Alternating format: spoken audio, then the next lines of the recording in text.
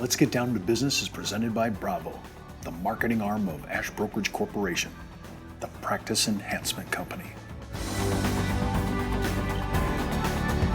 All this week, it's our series on the transformation of advisors into CFOs. And on today's show, financial wellness through budgetary management.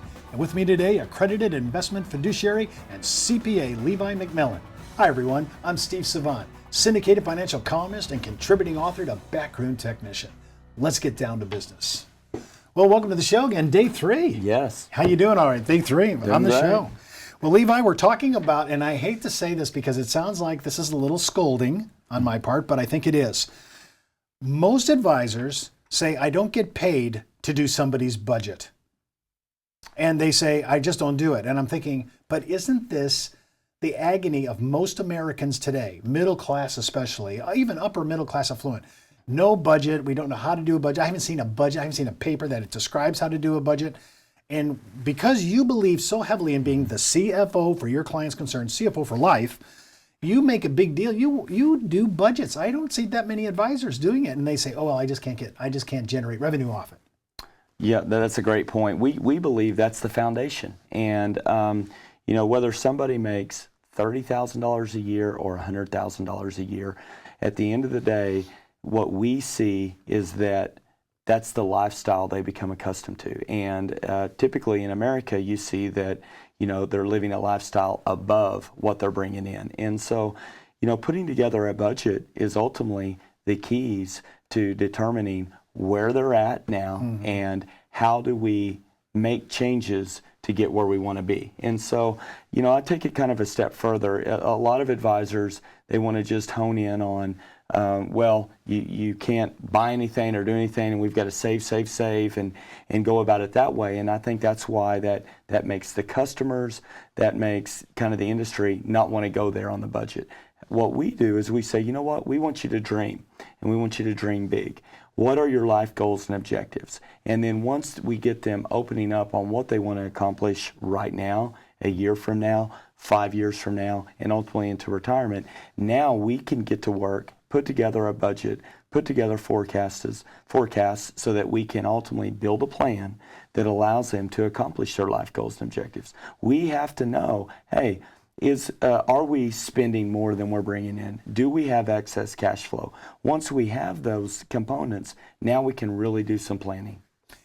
Do you see people, are they ready to change? When you show them the shock and awe of a budget, because it is a shock to a lot of, they're spending way more than they're taking in.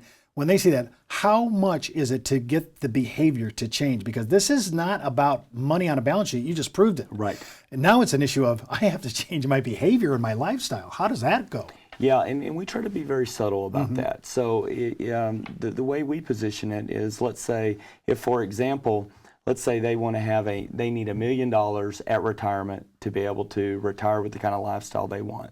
And we show the budget and we say, okay, well, based on what you're spending and what you have left, you will or will not be able to accomplish that goal. And whenever you go about it in those terms and say you can either sacrifice your future or you can make some subtle changes now to ultimately be able to retire with dignity, that's kind of the approach that we take. And we look at it as a partnership from a standpoint of, we want to help you accomplish your goals and objectives.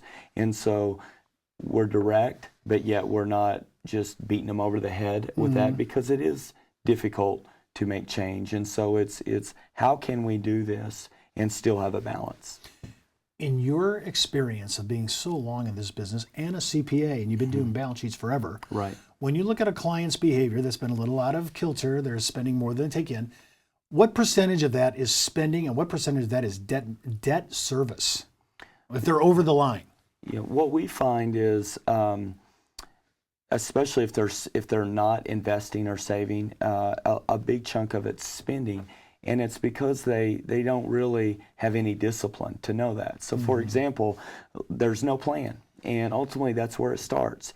You have to have a plan, and it's never too late to have a plan. And so, for example, let's say they're spending above what they're bringing in, and then they get a raise. Okay, well, if they don't have a plan, they don't have the discipline to say, let's take half that raise and let's invest it.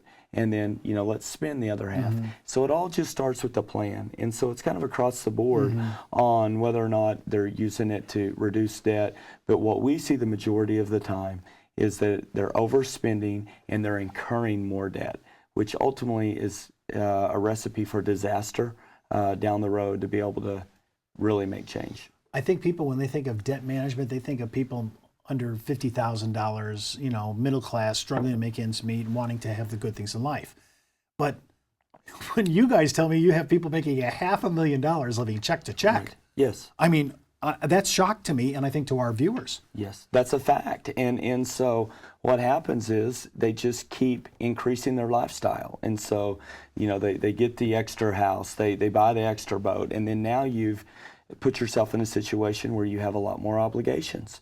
And so you've got a lot more debt service, and you're just living, it's like, I want to make more money so I can spend more. And so we've become a society of spend, and instant gratification versus understanding, hey, eventually we need to have a plan so that we can build the assets that are going to provide our income versus a salary or a wage, because ultimately that's where we've got to get to. Well, I've noticed, usually about the first of the year, about this time, we have major Christmas and holiday regret because the bills are huge and we went way over the top and had the greatest Christmas. In fact, you try to outdo every year. You're trying to outdo it.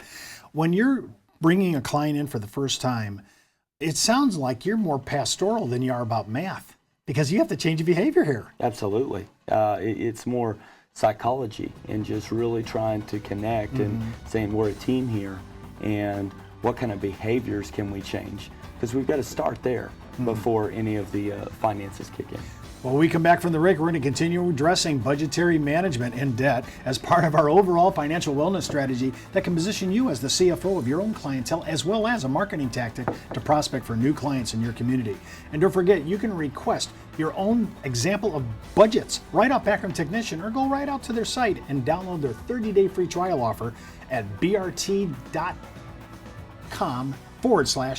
signup. .aspx. Yeah, I've been doing that for years and I still forget it. We'll be right back right after the break. Back in the day, life insurance professionals were called field underwriters. Then, carriers trained their field force in the basics of life insurance underwriting. Today, the insurance industry doesn't educate the agent population as they once did. But now you can have the Informed Risk Guide at your fingertips so you can illustrate a reasonable rate class for your life insurance prospects. Just request your copy of the Informed Risk Guide at downtobusiness.ashbrokerage.com. It's free from Ash Brokerage, the practice enhancement company. Well, welcome back. I'm Steve Savant with Levi McMillan. And remember, you can watch all our episodes of Let's Get Down to Business, including my weekly consumer show, Steve Savant's Money, the name of the game, right out at ashbrokerage.com. Just click on the show logo right on the home page. And just a heads up, before moving forward with any of the ideas on our show, always consult your tax advisor or legal counsel, as well as your broker-dealer compliance department. Yes, I am. Well, let's get down to business. Levi, we're talking about budgets. And, I'm looking at mine. I do mine every year. I didn't like to do it. Somebody got me involved in this about 20 years ago, and I've been doing it dutifully, right? Whether I like it or not. Yes, I'm there, and I'm living below my means. And, when we talk about budgets, people say, this is why people flock to guys like Dave Ramsey, honestly, because what's Dave doing? He's helping people reduce their debt and get back on a budget. That's right. So even though people may gripe about his investment advice, which may be questionable, but I don't think there's anything questionable about his budgetary advice on debt reduction. No, I mean, the foundation is if you don't have debt, then you have a lot of freedom to make choices. And so with Dave, get out of debt, and now you have excess cash flow. Now that excess cash flow, you can start investing and building an actual nest egg for you to ultimately be able to have a ton of different choices and freedoms. Well, you just said something that I think we need to correlate every time. Budget creates financial freedom. Absolutely. See, that's what you're selling here, and I think that's what I want to sell. I want to sell. We're trying to be a CFO, but there are pastoral elements of being a CFO where I have to sit down and say, I know you have goals, but your behaviors aren't in sync with these goals. so we have to do some modification. Absolutely. And budget is part of that. When you're looking at a budget, you have a client for the first time and you can see he's over the line. Right. And you're going to make recommendations. I like that you don't make this isn't shock and awe austerity. You're not going to, most guys say, okay, give me your cards. Right. We're going to chop them all up. Right. You have a kind of a transition for this. And I like yours because it's not this sudden shock pain. It's a kind of we're going to start moving down the road and ease you into this. How did you come into that? Well, it's a choice, and so we're not their parents, and they ultimately get the choice to determine what my future looks like. And so rather than just embarrass them or make them feel bad for maybe past choices that they've made, now let's move forward and let's change the course that they're on. And so it appears to be the appropriate way to deal with that situation. If our advisors are watching the show and say, do you know what, Levi, I want to see what you use for your budget. I mean, I have mine off backroom technician. Right. I don't know what you use, but you have budgetary formats, right, that you have. Oh, absolutely. And if you're saying, I'd like to see how Levi does this, and I may want to partner with his solution team, you can go ahead and just write me at steve.savant@ashbrokerage.com, and I'll send you right over to Levi, and he'll set you up. Is your program, is your budget for your clients when they come in, is it pretty much the same for everybody, no matter if they're highly affluent or they're middle class? Does it matter? Oh, it's customized for each group. And what I mean is we can get as detailed as we want in the budget. So we may work with, let's say, a very affluent that has excess cash flow. And so they don't want to put every detail of their budget in the budget. Like they want to lump in and say, these are what we spend in personal living expenses a year. And whereas maybe someone just getting started or younger wants to detail out all the budget from utilities to groceries, et cetera. So we can customize it based on what's appropriate for the customer. When I'm thinking of revenue-based issues on doing budget planning, this is going to free up more investment dollars. We're going to talk about this tomorrow, about the whole investment strategy issue. And what our job is to really help people come into a budget so that they can do the very thing we want them to do in the end game, which is invest with us as advisors. But most CFOs deal with budgets. If you want to be a CFO of your clients' concerns, you're going to have to enter this new market. And again, I hate to say it from an advisor point of view, in 30 years I've been in this business, I think we have fallen in this regard because we don't see actual revenue from it. So when you're putting this as a part of your package, do everybody that you deal with on your team, they all know these solutions and the budget, they know which ones they can go to get, they can use those platforms? Oh, absolutely. I mean, it all starts, again, I mentioned earlier, it's the foundation. And so that's where we start with the client. And so we have a current cash flow or how they're spending their money.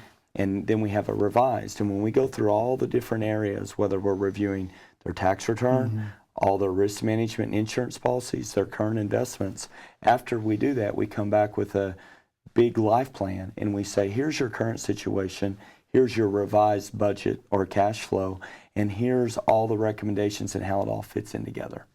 I remember you and I were talking at dinner. We were just having a casual conversation. You remarked about how your planning and your attack, the way you attack things, not only is kind of a segue transition into correcting bad behavior and budgeting, but I really liked how you said some of the ways that you do this from a client's point of view, it actually, your end game goal is to bring a client from above the line spending to at least get him to par. Let's break that even. Let's get him at least to start out here. To me, par planning, if I can use that phrase, par planning, I want to get my client at least to par, money in, money out. Now, why would you say in your long term, why did you introduce this as a main platform to everything that you do? Well, because it all starts right there. And if you're shooting even par, now you're at a position where you can actually improve and make progress. And so it starts with getting to par first. And then when you get to par, now you can always get better. And I want to be below par. Well, that's our show for today. And don't forget, you can read all my online insurance news, commentary, advisor blogs, and articles on Producer's Web, as well as my answers to consumer questions on the Insurance Library. And remember, you can view all our past episodes right out on our on-demand section at downtobusiness.ashbrokerage.com. So follow me on Twitter, Facebook, LinkedIn, or just email me, steve.savant@ashbrokerage.com. And remember, you could be wiser as an Ash Brokerage advisor. I'm Steve Savant. See you tomorrow.